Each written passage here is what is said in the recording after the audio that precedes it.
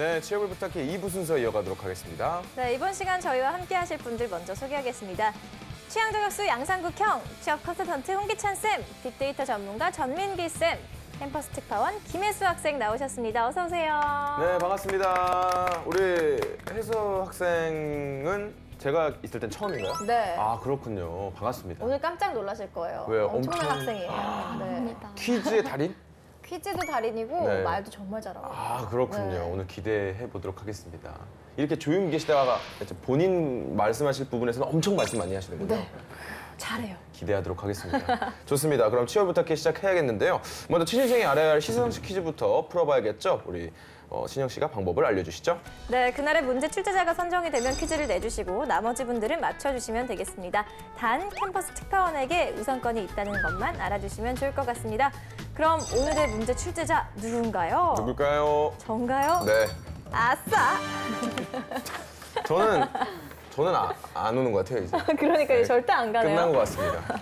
네, 첫 번째. 오늘은 객관식 문제가 없네요. 네. 네, 첫 번째 퀴즈 가겠습니다. 다음 제품들을 개발된 순서대로 나열하세요. 폴더블 폰, 피처폰, 롤러블 폰, 스마트폰. 할 수 있을 것 같습니다. 혜수 학생 우선권이 있습니다. 우선권이 있습니다. 그럼 저는 피처폰, 폴더폰, 롤러블폰, 스마트폰 순서로 하겠습니다. 아쉬워요. 저는 네. 피처폰, 폴더폰, 네. 아. 상국이 형? 피처폰, 네.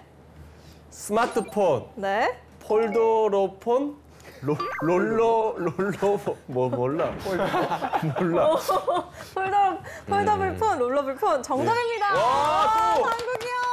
대박이다. 네. 정말 대박이에요. 와, 이 피처폰은 바 형태나 폴더형, 슬라이드형으로 스마트폰이 나오기 전에 대부분의 휴대폰이 피처폰에 속하고요. 네. 폴더블폰은 스마트폰 화면을 안이나 밖으로 접을 수 있는 것을 말하고요. 롤러블폰은 화면을 돌돌 말 수 있어서 네. 사용하지 않을 때는 말아서 간편하게 보관하고 또 휴대할 수 있는 것을 말한다고 하네요. 네. 네. 자, 이제 취업 준비 퀴즈를 풀어봤는데요. 난이도 어떠셨나요? 되게 다양한 분야로 나오다 보니까 제가 아는 분야가 있고 모르는 분야가 있고 그렇게 되는 것 같아요. 그래도 정답을 듣고 나서는 좀 그래도 들어보신 거는 기억은 네. 나시죠? 네, 좋습니다. 취업 준비 퀴즈 풀어봤습니다. 이제 본격적으로 오늘의 기업에 대해서 알아보도록 하겠습니다. 화면으로 함께 하시죠.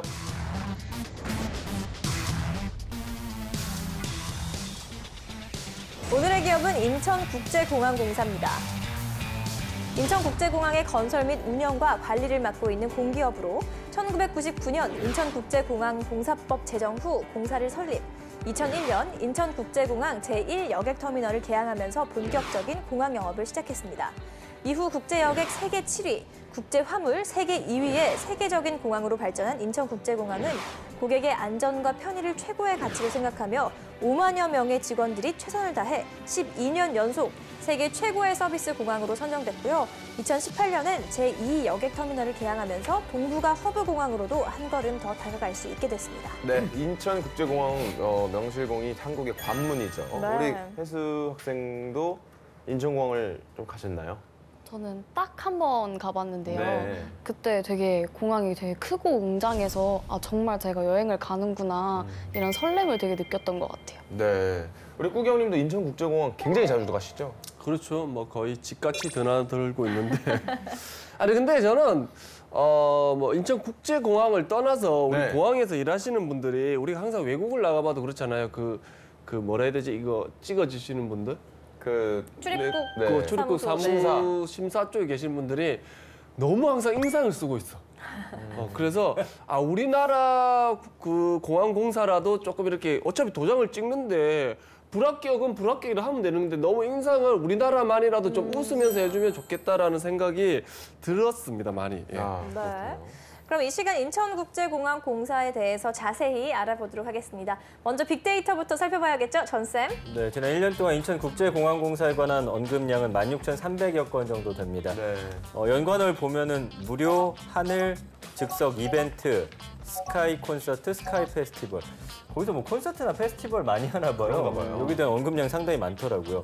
그다음에 그 이후에는 연봉이나 채용, 코레일, 신입사원, 상반기 채용 설명회, 제2여객터미널, 공대생이라는 연관어가 있더라고요. 공대생이요. 네, 그래서 공대생들이 여기에 이제 갈 만한 어떤 직종이 있는 건지 궁금해한 건지 제가 그것까지는 이제 확실히 확인하지 못했지만 어쨌든 공대생이라는 연관어까지 나왔습니다. 그래서 두 가지예요. 그러니까 거기서 하는 어떤 페스티벌이나 행사 같은 거, 그다음에 채용과 관련해서 이렇게 두 가지 연관어로만 이제 볼 수가 있네요. 네, 그렇군요. 자, 그렇다면 홍쌤, 인천국제공항의 채용 어떻게 하고 있을까요? 작년 하반기 채용을 보면요. 그러니까 사무직에서는 경영과 행정 장애 이제 특수한 사회 기여적인 배려의 채용이 이루어지고 통상적인 건 이제 경영과 행정이 됩니다. 경영 채용 12명, 그다음에 행정이 4명 정도 채용이 되고요. 그다음에 기술직. 아까 전 팀장님께서 이공계 얘기했는데 공항공사도 이공계 채용이 더 많습니다. 그러니까 토목직군이 한 16명 정도, 전산이 4명, 전기가 5명, 기계가 또 많아요. 9명 정도. 그다음에 건축이 2명, 그리고 환경, 그다음에 통신전자 뭐 이쪽에서도 채용이 있습니다. 네. 하지만 다 합쳐봐야 어차피 70명. 그러니까 지금 우리나라 공기업 중에서 가장 선호도가 높은 공기업이고요. 채용 규모가 그다지 크진 않습니다. 근데 공기업이기 때문에 인원수는 다 노출이 되고요. 채용형 인턴으로 채용이 됩니다. 그런데 지금 17년 하반기 같은 경우에는 100% 전환이 됐기 때문에 특별히 뭐 본인이 빠져나가지 않는 이상 거의 전환은 된다라고 생각할 수 있고요.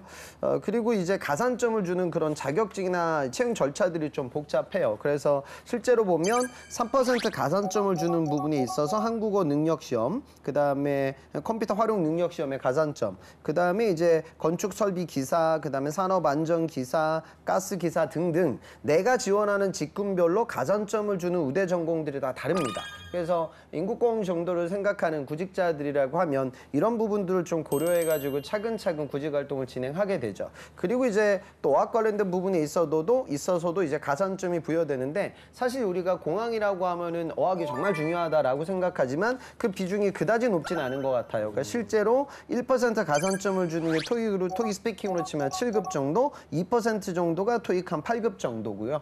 그다음에 다른 언어로 보면 HSK도 한 2% 정도가 이제 회화 고급 이상으로, 그다음에 TSC 레벨 5 이상 뭐 이렇게 각자 기준들이 잡혀져 있습니다. 그래서 이런 부분들에 대한 준비를 하고, 하지만 이거보다 어찌 보면 더 중요한 게 이제 NCS가 되거든요. 그래서 NCS가 작년 하반기도 인국공 문제가 제법 어려웠어요. 그래서 구직자들이 힘들었던 케이스이기 때문에 평소 그런 유형들을 좀 습득을 빨리 해놓는 자세가 필요하겠습니다. 네. 네, 이번엔 떠오르는 항만의 소문을 확인해봐야겠죠? 상국이 형. 네, 우리 인천국제공항공사는 공항을 수출한다고 카더라. 네, 뭐 수출하는 물품에 뭐 제한이 있는 건 아니지만 그래도 공항까지 수출하는지는 저도 오늘 처음 알았습니다. 인천국제공항이 워낙 평이 좋아서 그런지 모르겠는데 공항을 아예 뭐 통째로 이렇게 만들어주는 겁니까? 인천국제공항이 물류량이나 그다음에 공항의 브랜드, 그다음에 서비스 이런 기준으로 항상 최고 상위권에 있는 은행, 공항이거든요.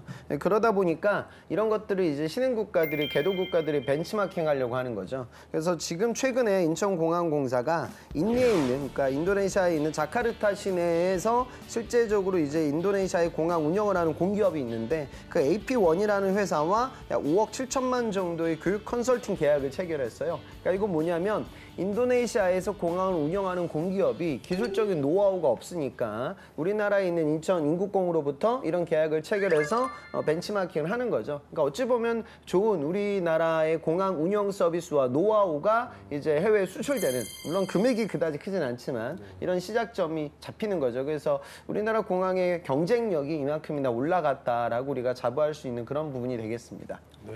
인천국제 우리 공항공사 직원들 연봉 어떻게 됩니까? 네, 이 자플래닛이 작년 12월에 공개한 건 평균 연봉이 이제 4,420만 원으로 되어 있는데 사실 뭐 홍쌤도 자주 지적해 주시지만 이런 연봉 자체를 다 공개하는 게 좀 민감한 문제다 보니까 이게 사원이 4,006만 원, 대리가 4,855만 원, 과장이 5,978만 원, 차장이 8,176만 원이거든요.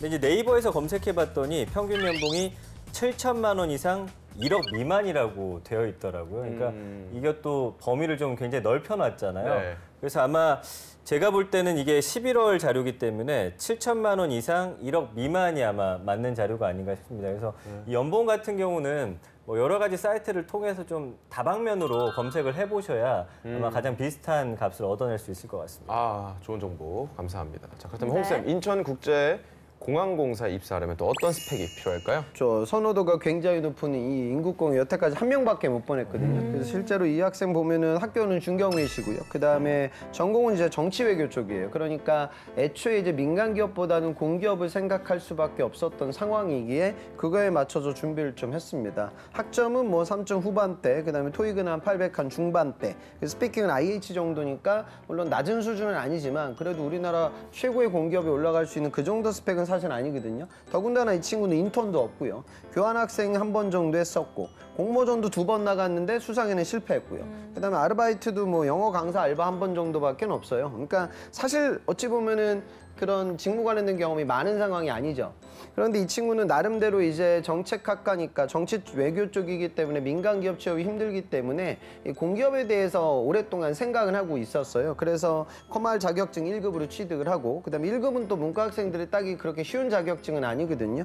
그리고 이제 전산 세무라든가 PAT 관련된 자격증, 한국사도 자격증을 따고 NCS를 좀 오랫동안 대비해 왔습니다. 그래서 요즘 NCS 전형이 원래 국가의 취지는 직무 관련된 역량을 갖고 있는 친구들을 뽑아야겠다라고 이제 체제 변화가 바뀐 거예요. 그런데 중요한 건 그러다 보니까 서류가 많이 붙는 편이고요. 공기업 도전하는 친구들은 느낄 거예요. 서류를 많이 붙이고 그다음에 이제 NCS 시험이 관건이 되는데 이 시험이 결국 직무적인 역량을 보기 위해 만든 시험이지만 실제적으로는 이제 언수추, 일반적인 IQ 테스트적인 성향이 강하고 제가 보기에는 피셋 공부, 그러니까 5급 공무원을 가기 위해서 또 이런 비슷한 시험이 이루어지는데 그 시험 자체에 대한 경쟁력을 갖고 있거나 안 그러면 이런 적성 자체가 본인에게 빠른 그런 구직자들에게 기회가 열리고 있는 게 제가 보기에는 좀 씁쓸한 현실이거든요. 그래서 그런 상황을 여러분들 구직자들이 알고 공기업 도전하기 이전에 NCS가 과연 나에게 유리한 시험이냐 상대적으로 객관적으로 검증을 좀 해보셔야 돼요. 그런데 그런 게 없는 상황에서 그냥 몰입하게 되면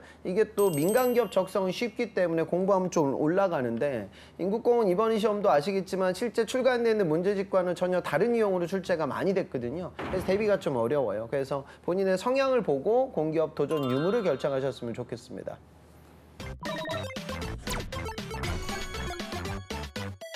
네, 이번엔 기업에 대해 좀 더 깊숙이 알아볼까요? 핫한 키워드로 기업을 저격하는 시간이죠. 상국영. 네, 키워드를 통해서 우리 기업을 저격해 보도록 하겠습니다. 꾸기의 해시태그! 우리 첫 번째 해시태그 보도록 하겠습니다. 짜잔! 샵 비행기 꼭 태운다. 샵 체크인도 스마트하게입니다. 얼마 전 그 유럽의 한 공항에서 보안 검사가 늦어지는 바람에 수백 명이 우리 비행기를 놓쳤다는 뉴스가 있었습니다. 하지만 우리 인천공항에서는 이게 정말 상상도 할 수 없는 일이지 않습니까? 지금 또 수속 기간이 짧기로 유명한데 앞으로 더 짧아지기 때문이라고 합니다. 와, 이 한국에 빨리빨리 이런 정서가 있어서 그런지 확실히 다른 나라 공항에 비해서 빠르긴 한데 자, 여기선 어떻게 더 빨라지는 건가요? 그러니까 지금 인천공항공사 같은 경우는 가면은 비행사마다 사실은 수화물 무게가 다른 경우도 많아요. 네. 저가 비용 뭐 그런 비행사들은 훨씬 더 무게를 낮추는 경우도 있고 뭐 그렇기 때문에 사실 그걸 숙지하지 못하고 갔다가 이게 또 초과하거나 하면 거기서 또 막 다툼을 벌이건다든지 뭐 그러면서 이제 딜레이 되는 경우가 상당히 많은데 이거를 스마트 저울을 올해 말까지 도입하기로 했습니다. 그러니까 올려놓으면 이 그 티켓을 딱 대면은 바로 이제 무게라든지 크기까지 딱 해가지고 기내로 반입할 수 있는 건지 아니면 초과됐으면 거기서 그 자리에서 바로 얼마를 또 지불하라라든지 이런 것들이 발빠르게 운용이 되기 때문에 네. 사실 지금 인천국제공항공사 가보시면 알겠지만 아까 말씀해 주신 대로 굉장히 다른 국가에 비해서 빠른 편인데도 불구하고 이제 더 빠르게 하기 위한 것들을 합니다. 그래서 출국 수속과 여객 안내 같은 것들을 이게 실제로 또 그 앞에 있는 모니터를 통해서 또 안내도 해준다고 하니까 똑똑한 저울이 되는 거죠. 그래서 인천국제공항공사가 올해 상반기까지 스마트 저울의 개발과 시범 운영을 다 마치고요. 네. 올해 하반기까지 모든 탑승 게이트와 체크인 카운터 지역에 설치를 한다고 하니까 앞으로는 수속이 더 빨라질 것으로 보입니다. 또 최근 인천공항이 비정규직 직원들의 정규직 전환을 위한 세부 방안에 합의를 했다는 소식이 있었는데요. 신입 채용에는 또 어떤 영향이 있을까요? 얼마 전에 제 학생인데 서교공에 있었거든요. 그러니까 서울시 교통공사에서 회사 생활 하다가 이번에 다른 공기업으로 이직을 했습니다. 그 이직한 이유가 여러 가지가 있지만 해당 기업에서, 해당 공기업에서 이제 비정규직이 한꺼번에 다 정규직으로 전환됐어요. 그러다 보니까 이제 역차별이라고 생각을 하게 되는 거죠. 그러니까 내가 이 공기업에 가기 위해서 4년 동안 공부하고 그다음에 공기업 도전하기 위해서 고시생활처럼 오랜 소간 공부를 해가지고 취업이 됐는데 그간은 이제 비정규직으로 쉽게 같이 일을 했던, 물론 그분들도 일하기는 힘드시겠지만 이게 전환이 되다 보니까 아니 어떻게 이렇게, 이건 역차별이 아니냐, 나는 이렇게 힘들게 들어왔는데, 뭐 이런 어차피 보면 을과 의 사이의 갈등도 요즘 사회적으로 많아지고 있거든요. 그리고 이제 정규직 일자리가 많아지게 되면 당연히 운영하는 공사 측 입장에서도 신입사원들을 뽑기가 조금 부담스러운 건 사실이에요. 하지만 지금 인구공 이번 채용도 역대급의 채용이 이루어졌고, 아마도 이거는 좀 그 공기업 본연의 운영과는 무관한 이야기가 되겠지만 현재 우리나라의 고용 상황이 굉장히 열악하고 정부는 고용을 더 창출하기 위해서 여러 가지 노력들을 해요. 그러면 공기업들은 사실 정부의 눈치를 안 볼 수가 없고 그거에 맞춰서 공채 인원이 늘어나고 있는 게 현재 상황이기에 저는 올해라고 하면 또 공기업 채용은 좀 대졸 채용 일자리는 계속 좀 유지되거나 또는 많아지지 않을까, 저는 긍정적으로 생각하고 있습니다. 네. 자, 좋습니다. 다음 해시태그 볼까요? 네, 다음 해시태그 보도록 하겠습니다. 짜잔! 짜잔! 샵 배워가는 공항, 샵 배우러 오는 공항입니다. 우리 앞서 각국이 인천국제공항의 운영 방식을 배우러 많이들 온다고 했는데 항공인이 되고 싶은 우리 각국의 인재들도 인천공항을 찾아온다고 합니다. 공항 운영도 잘하고 교육도 잘한다고 이미 소문이 자자하다고 합니다. 네, 항공 인재 교육은 어떻게 하는 건가요, 전쌤? 그러니까 인천국제공항공사가 2008년에 인재개발원을 만들었거든요. 여기서 이제 세계 각국의 항공 전문가를 대상으로 하는 교육 과정들을 운영하고 있는데 여기 교육이 워낙 좋다고 소문나다 보니까 해외에서도 이걸 수강하러 많이 오는 겁니다.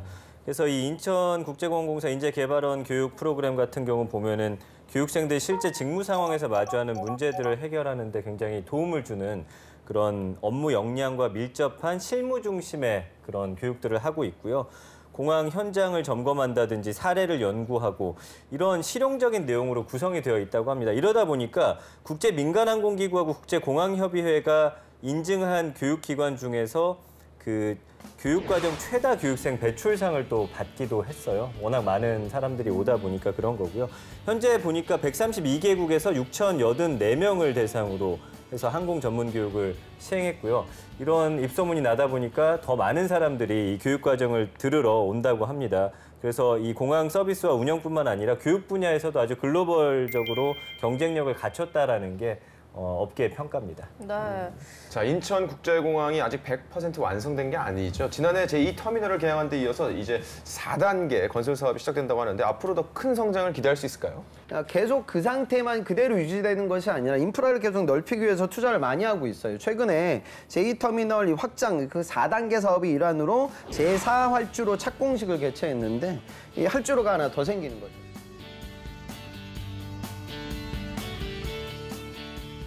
그리고 활주로가 완성되게 되면 시간당 운항 횟수가 90회에서 10회 정도 더 늘어난다고 합니다. 그러니까 어찌 보면 별거 아닌 거 할지 모르겠지만 인천공항의 전체적인 물동량을 따져보면 굉장히 큰 규모고요. 이를 통해서 2023년 여객 그 수용 능력에서 이제 1억 명을 전망하겠다. 그럼 현재 전 세계에 있는 공항들 중에 1억 명을 넘는 그런 규모를 자랑하고 있는 공항은 두바이 공항하고 스티폴 공항밖에 없거든요. 그래서 이제 빅3 공항으로 거듭나게 된다라고 얘기합니다. 그래서 공항공사가 설립 초기에도 이제 어마어마한 투자다라고 생각했는데 그때 입지가 상당히 넓게 확보된 이유가 이제 이런 거죠. 그러니까 지금 이번 단순한 개통뿐만이 아니라 장기적으로 아시아 허브 공항으로 거듭나기 위한 마스터 플랜을 갖고 이 사업이 진행이 된 거고 또 지금 차근차근 그런 결실들이 나오고 있다라고 파악하시면 되겠습니다. 네. 이번엔 내일은 영어방! 영어방입니다. 오늘 소개한 기업의 제품 중 한 가지를 캠퍼스 특파원이 판매를 하는 건데요. 영업의 기본은 제품에 대한 철저한 분석과 참신한 홍보 아이디어겠죠. 이 인천공항공사의 제품 중에서 해수 학생이 선택한 제품 어떤 건지 지금부터 소개해 주시죠. 저는 부끄럽지만 아파트 단지 내에서 길을 잃어버려서 거의 30분 넘게 헤맨 적이 있었는데요. 지도를 잘 못 보는 길치임에도 불구하고 남에게 잘 물어보는 것을 부끄러워하는 성격 때문이었습니다. 저와 비슷한 분들이 꽤 있을 거라고 생각하는데요. 인천공항에는 이런 고민을 날려줄 만능 로봇 에어스타가 있다고 합니다. 인천공항 곳곳에 있는 에어스타에게 말을 걸거나 터치스크린으로 조작하면 공항 시설물에 대한 정보를 안내받을 수 있습니다.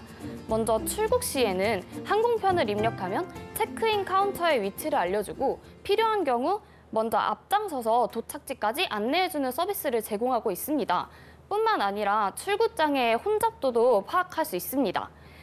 또한 많은 분들이 헷갈려 하시는 기내 반입금지 물품 정보를 확인할 수 있고 반입금지 물품을 포기하게 되는 경우에는 회수하는 기능도 갖추고 있습니다.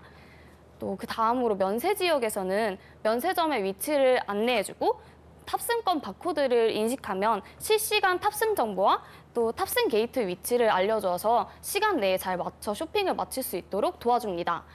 그리고 마지막으로 입국장에서는 수화물 태그의 바코드를 인식하면 수화물 수치대의 위치를 안내해주고 대중교통 이용 정보까지 안내해 주어서 집에 가는 길목까지 도와주는 서비스가 있습니다. 스마트 항공을 목표로 하는 인천공항의 여력이 보이는 서비스인데요. 공항 내에 총 14대가 현재 운행 중이라고 하니 인천공항을 이용하신다면 에어스타와 함께 스마트한 여행을 하시기 바랍니다. 네, 잘 네, 들었습니다. 잘 들었습니다. 근데 전 궁금한 게 이거를 어떻게 이용해보라는 느낌으로 뭔지. 들었어요. 네, 그래서 저도요. 이걸 어떻게 구매를 해서 다른 곳에서 어떻게 쓰는 건지 사실 이게 좀 애매한 부분이긴 한데 아무튼 뭐 너무 잘 들었습니다. 저는 인천공항에 가면 한번 꼭 사용해보고 싶어졌어요. 네. 근데 이게 최근에 제가 갔는데 그 로봇이 있어요. 움직이는 막 이렇게 맞아요. 로봇이 저도 있는데 보긴 봤었어요. 그걸 이게 이용을 하면은 사람들이 굉장히 많은 관심을 맞아요. 갖더라고요. 그래서 되게 부끄럽고 거기서 이제 서서 사진 찍고 약간 이런 좀 느낌이 돼서 좀 약간 더 민망해하시지 않을까 네. 라는 생각을 좀 했는데 우리 꾸경님은 어떻게 드셨나요? 네, 저도 공항 갔을 때 그걸 봤었는데 근데 막상 또 안 해주더라고요. 해주잖아요. 예, 맞아요. 왜냐면 아직까지 뭐 사람한테 물어보는 게 편하고 이래서 근데 앞으로 지금은 사실 모르겠는데 앞으로 이제 가다 보면 이게 좀 완벽하게 자리를 잡을지 않을까 싶습니다. 네. 네. 우리 전 선생님께서는 어떻게 들으셨나요?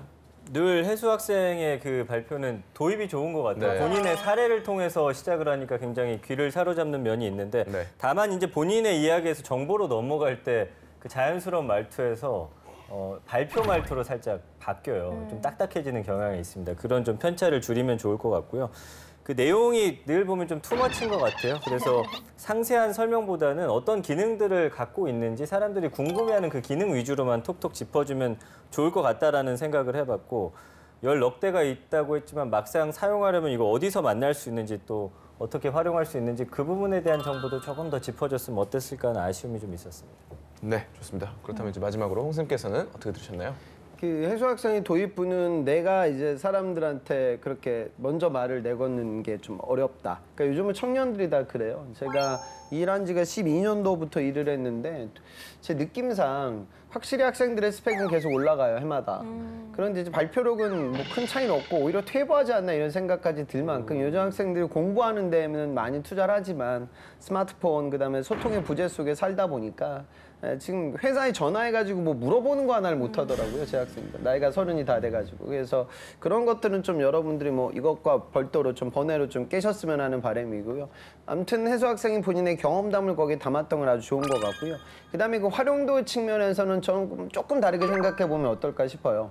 인천공항은 우리에게 너무나 친숙하죠. 거기 가면 뭐 많이 갔던 경험도 있고 또 거기 뭐 한국인들도 많고 언제든지 물어볼 수 있고 문제는 우리가 인천공항에서 출발해서 이제 새로운 곳에 처음 갔을 때 아마 언어적 부분과 정보가 취약하기 때문에 그런 로봇을 더 많이 활용할 것 같아요. 그러니까 출국장보다 어찌 보면 입국장 그리고 외국인들의 관점에서 그런 서비스를 어떻게 대할 것이며 어떻게 앞으로 확장시키겠다는 계획 같은 것이 들어가면 보다 그런 인공지능 로봇의 쓰임새가 커지지 않을까라는 부분들도 좀 같이 추가시키면 더 색다른 발표가 될 것 같습니다. 잘했습니다. 네, 잘 들었습니다. 네, 잘했습니다라는 네. 칭찬까지 들은 해수 학생이었습니다. 네.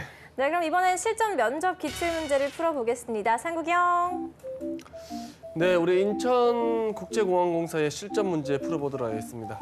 우리 공기업의 직원으로서 우리 갖춰야 할 가장 중요한 덕목은 무엇이라 생각합니까? 공기업 직원으로서 먼저 갖추어야 할 덕목은 공공성이라고 생각합니다. 공기업은 국가 발전이라는 목적을 가지고 설립되고 운영되는 기업이기 때문에 속해 있는 단체를 넘어서 사회 전체를 두루 볼 수 있는 시각을 갖추어야 한다고 생각합니다. 사업을 맡아 진행할 때에도 이 사업이 기업에 어떤 이익을 가져다 줄지 뿐만 아니라 사회에 어떤 영향을 미칠지 또한 고려해야 한다고 생각합니다. 요즘 시대에는 사기업에게도 사회적 책임 경영이 요구되기 때문에 공기업 직원이라면 공공성과 이윤이라는 두 마리 토끼를 잡을 수 있는 능력이 필요한 것 같습니다. 지금 나왔던 그 답변은 너무 추상적이고 일반적인 것 같아요. 그러니까 공기업은 우선 어떤 일부 서비스들은 그러니까 이 공공 서비스의 특징이 배제시킬 수가 없고 그다음에 경합할 필요가 없는 아이템들이에요. 그래서 이런 아이템들은 시장 경제 자본주의 체제를 유지하게 되면 사업성이 떨어지기 때문에 민간 기업들이 안 합니다. 그래서 그런 것들 주로 공기업이 하죠. 또 한 가지 이유는 이 사업은 국가의 어떤 사회 뼈대 산업, 중추적인 시스템 산업은 이걸 민영화시키게 되면은 나중에 독과점의 폐해라든가 그 다음에 이제 신뢰성이 무너질 수 있기 때문에 당연히 우리나라의 공항 운영과 관련된 부분은 국가의 아주 중추적인 산업이기에 우리나라 공기업이 진행해야 되겠죠. 그러니까 공항공사에 있는 사람들은 두 마리 토끼를 다 잡는 거예요. 그러니까 공항공사와 인천공항과 경쟁하고 있는 전 세계 곳곳의 공항들 사이에서 우리 공항의 경쟁력을 확보하기 위한 노력, 그리고 우리나라 항공산업 전반과 그다음에 공항의 서비스는 그 무엇보다 안정성, 신뢰성이 1순위인데 그런 부분들에 대한 책임감을 좀 같이 가고 있는 거죠. 그러니까 너무 우리 사회 발전 이 부분만 얘기하지 말고 사실 이제 다른 공항들과의 경쟁도 그 무엇보다 중요하고 그래서 우리나라 공항산업이 입지를 탄탄하게 다지는 초석의 역할을 수행하게 되니까 단순한 공공기관에 대한 부분을 조금은 좀 사업적으로 재해석해서 답변을 하면 컨텐츠가 더 차별화될 것 같습니다.